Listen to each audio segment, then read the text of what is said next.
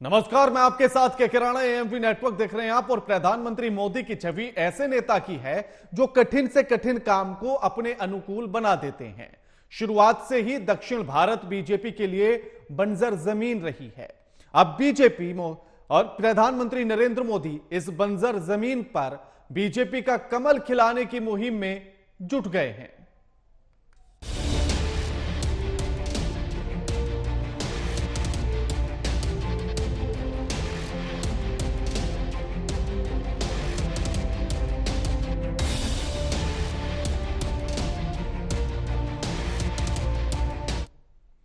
अयोध्या में 22 जनवरी को प्राण प्रतिष्ठा का आयोजन किया जाएगा। उससे पहले प्रधानमंत्री नरेंद्र मोदी दक्षिण भारत के दौरे पर हैं।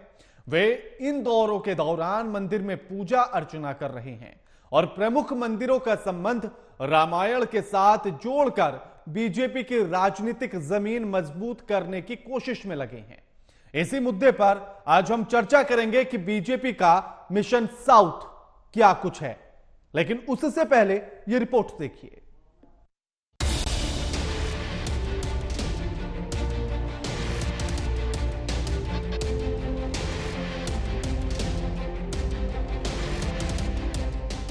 प्रधानमंत्री नरेंद्र मोदी लोकसभा चुनाव से पहले मिशन साउथ पर जुट गए हैं। पीएम मोदी 19 जनवरी को तमिलनाडु का दौरा करेंगे। पीएम मोदी की राम मंदिर की प्राण प्रतिष्ठा से पहले 4 दिन में दक्षिण के तीसरे राज्य की यात्रा होगी। इससे पहले पीएम मोदी 16-17 जनवरी को आंध्र प्रदेश और केरल के दौरे पर पहुंचे थे। केरल के दौरे पर गए पीएम मोदी ने गुरुवायूर मंदिर में पूजा अर्चना की थी और इसका संबंध अयोध्या और राम मंदिर से जुड़ा था।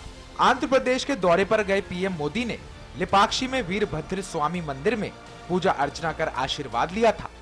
इस दौरान पीएम मोदी ने तेलुगु में रंगनाथ रामायण के छंद सुने।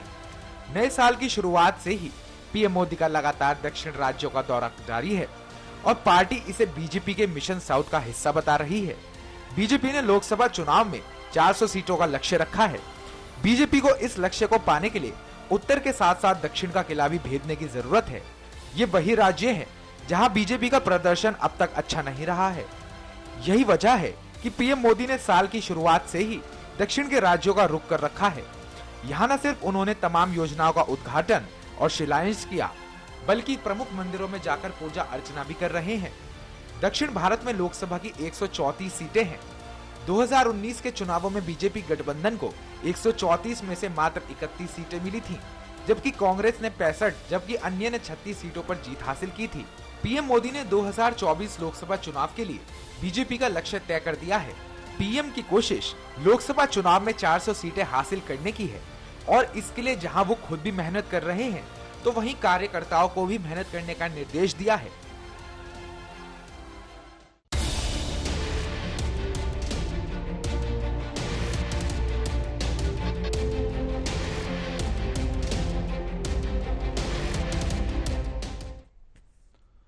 तो साउथ का प्लान बीजेपी का है और 134 सीटें साउथ की, और उन पर नजर है अब बीजेपी की। क्योंकि कर्नाटक को अगर छोड़ दिया जाए तो उसके बाद बाकी सभी राज्यों में, चाहे तमिलनाडु हो, तेलंगाना हो या केरल हो, इन सभी राज्यों में बीजेपी की स्थिति ठीक नहीं है। इनमें से कर्नाटक में सबसे ज्यादा सीटें बीजेपी ने जीती 2019 के लोकसभा चुनाव में। 4 सीटें जीती हैं तेलंगाना में, बाकी पर शून्य। तेलंगाना में भी 4 सीटें गठबंधन के साथ, और जो कि अब गठबंधन नहीं है। तो अब ऐसे में बीजेपी वहां की जमीन को तैयार करने के बाद उस बंजर जमीन को उपजाऊ बनाकर कमल खिलाने की कोशिश में लगी है। और साल की शुरुआत से ही प्रधानमंत्री नरेंद्र मोदी के दौरे शुरू हो चुके हैं। हमारे साथ जो मेहमान जुड़े हैं उनका परिचय आपसे करा देते हैं। हमारे साथ प्रदीप सिंह जुड़ गए, नेता है बीजेपी के। भरत सिंह जुड़ गए हैं, नेता है कांग्रेस के। और निपुण आलम बायान हमारे साथ जुड़ गए हैं, राजनीतिक विश्लेषक हैं। आप तीनों का स्वागत है एएमपी नेटवर्क पर। प्रदीप जी, बीजेपी का मिशन साउथ और उसी की जमीन को तैयार करने के लिए प्रधानमंत्री के साल की शुरुआत से ही दौरे पर दौरा हो गया है और अभी आगे भी हैं।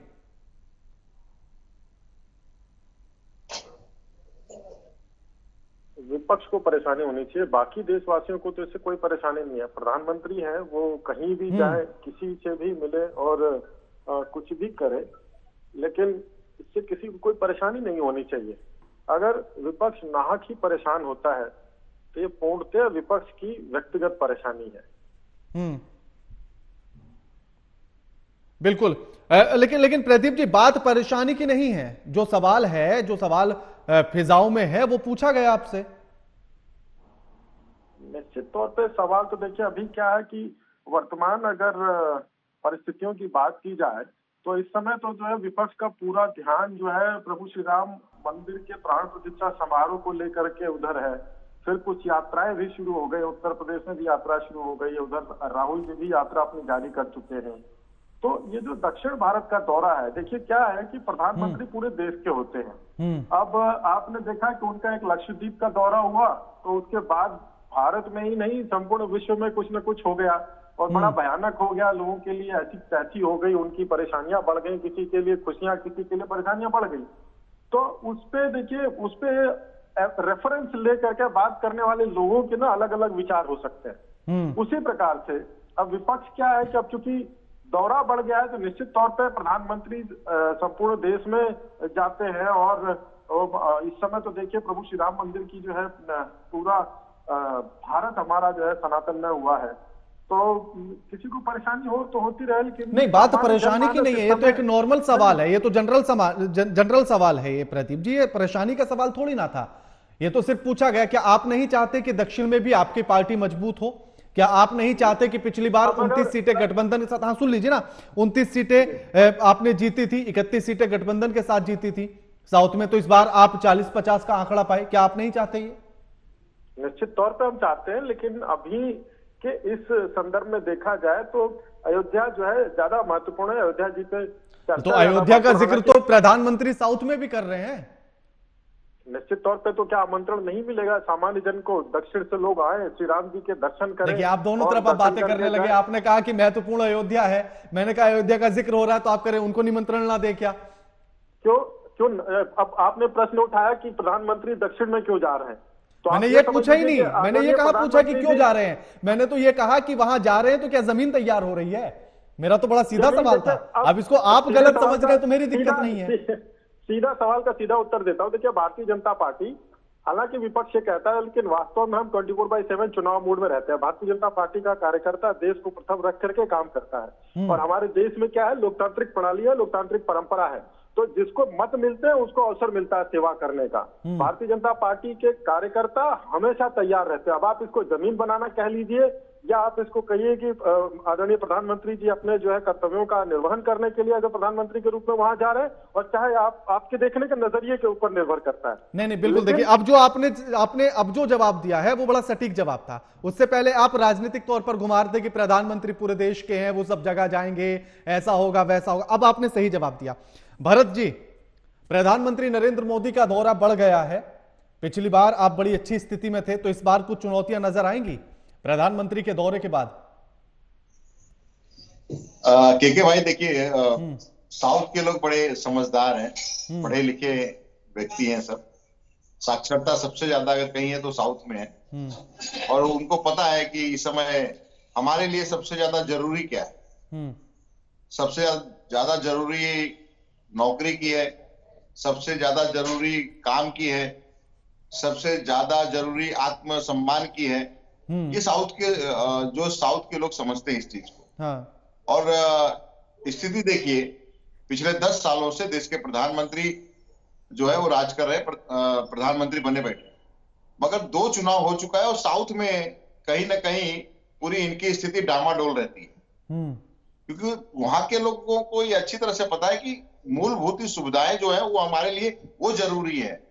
मंदिर भी जरूरी है, इतना जरूरी नहीं है मंदिर की जो है अपने पेट से ज्यादा जरूरी। लेकिन आज आपने जब सवाल किया और प्रदीप भाई जब बता रहे थे तो कम से कम 20 बार मंदिर का नाम लिया कि देखिए मंदिर बन रही है, मंदिर बन रहा है, मंदिर बन रहा है। तो आज भाजपा से पिछले 10 सालों से रिकॉर्ड अगर आप के भाई ले लेंगे ना कि भाई आपने काम क्या किया, तो ये बोलेंगे मंदिर बना रहे हैं, फिर बोलेंगे आपने काम क्या किया, फिर बोलेंगे मंदिर बना रहे हैं, फिर आप बोलेंगे नौकरी, बोले मंदिर बना रहे हैं। यानी कि कुछ काम नहीं है इनके पास। पिछले 10 सालों में काम के नाम पे अगर इनसे पूछ लीजिए प्रदीप जी से कि आप है ना अपनी उपलब्धियां गिना दीजिए, क्या है प्रदीप जी? तो बोलेंगे मंदिर बना रहे हैं, 370 हटा रहे हैं, ये इनकी उपलब्धि यही है। लेकिन आप देश के प्रधानमंत्री को, मुझे राणा जी एक समझ में नहीं आया कि देश के प्रधानमंत्री को पूरा हिंदुस्तान घूमने का जो है वो टाइम मिल जाता है, कहीं कहीं जाके स्कूबा डाइविंग करने के लिए भी टाइम मिल जाता है, मगर मणिपुर जाने के लिए इनके पास टाइम नहीं है। पिछले 8 महीनों से मणिपुर की जनता पुकार रही है कि देश के प्रधानमंत्री जी आप कहाँ हैं? आप तो कहते थे कि हम तो सबकी रक्षा के लिए तैयार हैं, मगर आज तक देश के प्रधानमंत्री को हिम्मत नहीं हो पा रही है कि वो मणिपुर में जाके अपना चेहरा दिखाए। तो ये स्थिति भाजपा के नेताओं की है और देश के प्रधानमंत्री की है। देश के प्रधानमंत्री की के ऊपर ये आस है, देश की जनता ये समझती है, क्योंकि मणिपुर पाकिस्तान में नहीं है, वो चाइना में भी नहीं गई है। देश का जो है मणिपुर हमारे देश का एक अंग है और बिल्कुल वहां की जनता आज भी पुकार रही है, मगर देश के प्रधानमंत्री को तो स्कूबा डाइविंग से तो फुर्सत ही नहीं मिल रहा है। ठीक है प्रदीप जी, आऊंगा आपके पास, लेकिन निपुण जी को एक बार जरा चर्चा में शामिल कर लूं मैं। हाँ नहीं, मैं लौटूंगा, आप ही के पास आऊंगा, उनको जरा चर्चा में शामिल कर लूं एक बार मैं। निपुण जी, प्रधानमंत्री नरेंद्र मोदी का 2 जनवरी से लेकर अभी तक लगातार दौरा, 19 तारीख को भी फिर दौरा है तमिलनाडु का, एक के बाद एक दौरा, 20,000 करोड़ से ज्यादा की परियोजनाओं का उद्घाटन और शिलान्यास कर देना, और उसके बाद अयोध्या का जिक्र साउथ में जाकर और साथ में राम से जोड़ देना। क्या ये सब जमीन तैयार हो रही है 2024 के चुनाव के लिए? देखिए राणा जी, मैं एक बात कहूँ, कोई भी पॉलिटिकल पार्टी और वो अगर अपनी चुनाव राजनीति को ध्यान में ना रखे तो फिर पार्टी का मतलब क्या है? वो एनजीओ थोड़ी ना है। अगर बीजेपी कहती है, भी हमारे जो बीजेपी के प्रवक्ता हैं प्रदीप जी कह रहे थे कि हम केवल चुनाव को ध्यान में रखते, बुराई क्या है? चुनाव को रखना चाहिए, ये तो बीजेपी की अच्छी बात है भाई। आपको बार बार सत्ता में आना चाहिए, आपको देश की सेवा कब करेंगे? जब सत्ता में आएंगे तब देश की सेवा करेंगे। तो अगर बीजेपी साउथ में अपनी हिंदी बेल्ट की छवि को खत्म करने का प्रयास करेगी, हिंदी बेल्ट के नहीं, हम तो साउथ के पूरे भारत के हैं। देखिए, बीजेपी की रणनीति का हिस्सा था नॉर्थ ईस्ट में। आज बीजेपी बहुत मजबूत स्थिति में, त्रिपुरा में सरकार है, असम के अंदर सरकार है, कई राज्यों में सरकारें बनी। नॉर्थ ईस्ट में भी बीजेपी कभी इतनी नहीं थी। आज साउथ में हम देखें तो कई राज्यों में गठबंधन के साथ या अपने दम पर भी एक अच्छी स्थिति में बनी। मैं ये तो नहीं कहता कि बहुत अच्छी स्थिति, हाँ, आने वाले चुनाव में इसको बढ़ाने का प्रयास है। 2023 में मुझे अच्छे से याद है, अमित शाह जी ने कहा था कि जो हमारे पर ये एक इमेज बनाई गई है कि हिंदी बेल्ट है, हम 2024 के चुनाव में इसको धो देंगे। अगर 31 सीट हमारी है तो मुझे लगता है कि बीजेपी कहीं ना कहीं 50+ का एक आंकड़ा लेकर चल रही है कि हमको साउथ से लेना होगा। और देखिए, बीजेपी के पास में 4 मुद्दे मेन हैं जिसको साउथ में लेकर जा रही है। सबसे बड़ा मुद्दा बीजेपी का केवल राष्ट्रीय स्तर पर नहीं, अंतरराष्ट्रीय स्तर पर भी है, और वो है सांस्कृतिक राष्ट्रवाद, यानी कि हम एक कल्चर नेशनलिज्म को जोड़ रहे हैं। इसकी शुरुआत अब देखिए, अगर आप देखेंगे तो 2022 में प्रधानमंत्री जी ने वाराणसी शुरुआत की, और जिसका नाम आप देखें तो काशी तमिल संगम की बात की गई थी, यानी कि काशी तमिल संगम की शुरुआत 2022 में हुई। उसके अभी दूसरा जो आयोजन था वो आपका तमिलनाडु में हुआ। और अगर आप पीएम मोदी के भाषण को सुनेंगे तो वहां तमिल की लैंग्वेज और तमिल की कल्चर, मुझे अच्छे से याद है 70s में तमिलनाडु में नारा चला था कि तमिलनाडु तमिल वालों के लिए और हिंदुस्तान हिंदी वालों के लिए। कहीं ना कहीं उस तमिल को संस्कृत से जोड़ने का प्रयास भारत के प्रधानमंत्री कर रहे हैं कि हमारी जो कल्चर कनेक्टिविटी है, चाहे वो शंकराचार्य के द्वारा जोड़ी गई थी, संस्कृत और तमिल एक दूसरे की क्या है, हम लोग, मैं अपनी भाषा में बोलता हूँ उसको, कि एक दूसरे की मौसी, जैसे होता है ना मौसी जो आपकी होती है, मौसी वाला जो कल्चर होता है कि संस्कृत अगर हमारी मदर टंग है तो तमिल हमारी क्या मौसी भाषा है, यानी कि हमारी मौसी जैसी है, हमारे परिवार की भाषा है। उस तरह से जोड़ने का प्रयास, पहले तो सांस्कृतिक राष्ट्रवाद, इसमें कोई दो राय नहीं है, उसको प्रयास किया। लक्षद्वीप की विजिट ने मालदीव जैसे देश को परेशान कर दिया, चीन को परेशान कर दिया। तो कहीं ना कहीं इंटरनेशनल लिंक इसको देखने को मिलता है, आपका सांस्कृतिक राष्ट्रवाद। दूसरी बात, बीजेपी के पास कोई और मुद्दा नहीं है, ऐसा कहना गलत है। मोदी जी ने जब तमिलनाडु विजिट की तो तिरुचिरापल्ली में एयरपोर्ट का उद्घाटन किया, इसके बाद भारतीय दास यूनिवर्सिटी के अंदर उसका उद्घाटन किया, 20,000 करोड़ की परियोजनाओं की वहां पर घोषणा की।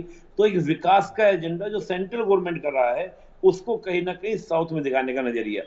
तीसरा आप देखेंगे तो करप्शन को लेकर जो जीरो टॉलरेंस पॉलिसी जो तेलंगाना में जो फॉर्मूला चलाया केसीआर पार्टी को लेकर, कि केसीआर के ऊपर करप्शन का और साथ में परिवारवाद का, वो बात अलग है कि तेलंगाना चुनाव में बीजेपी शुरुआत में मुद्दे को लेकर चली, सड़कों पर बीजेपी दिखाई दी और केसीआर के अगेंस्ट माहौल तैयार हुआ। लेकिन कहीं ना कहीं लास्ट में हुआ कि कांग्रेस के लिए बीजेपी ने मैदान खाली कर दिया कि जाओ तुम ले लो।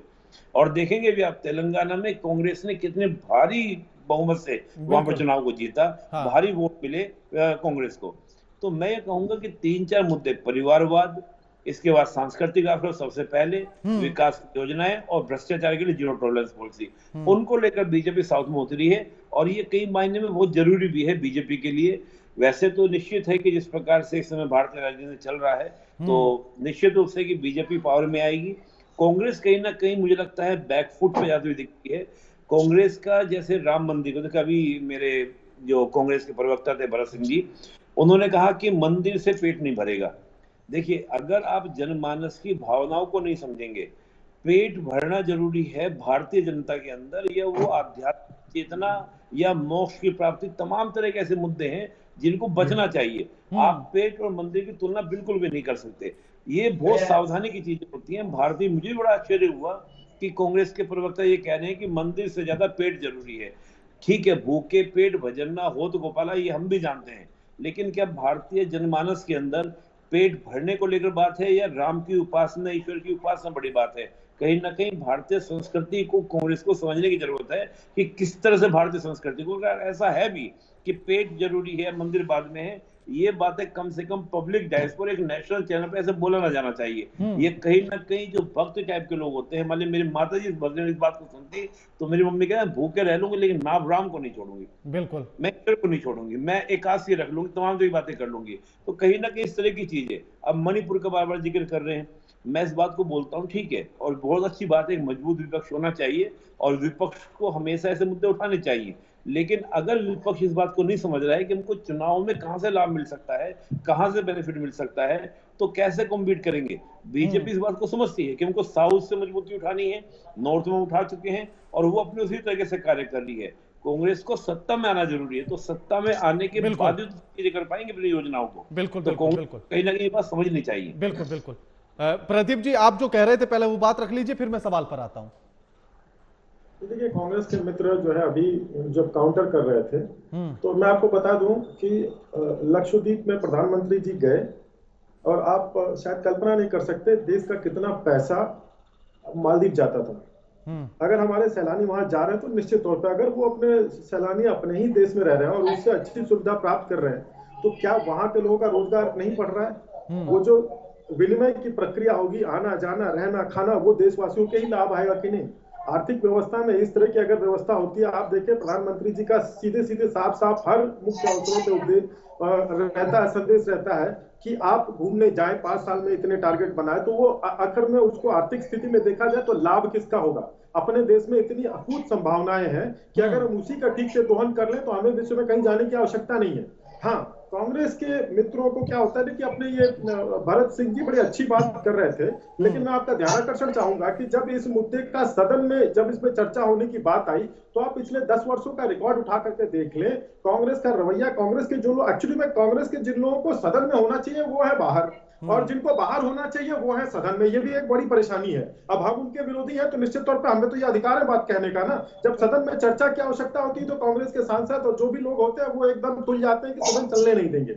और जहां पे जब मणिपुर की बात कर रहे थे भाई साहब, जब उसकी सदन में चर्चा होने की बारी आई तो कांग्रेस वॉकआउट कर गई। हालांकि आप इसको, मैं कोई अंदाजे के आधार पर नहीं कर रहा हूं, ये सब रिकॉर्ड है, ऑन द रिकॉर्ड है।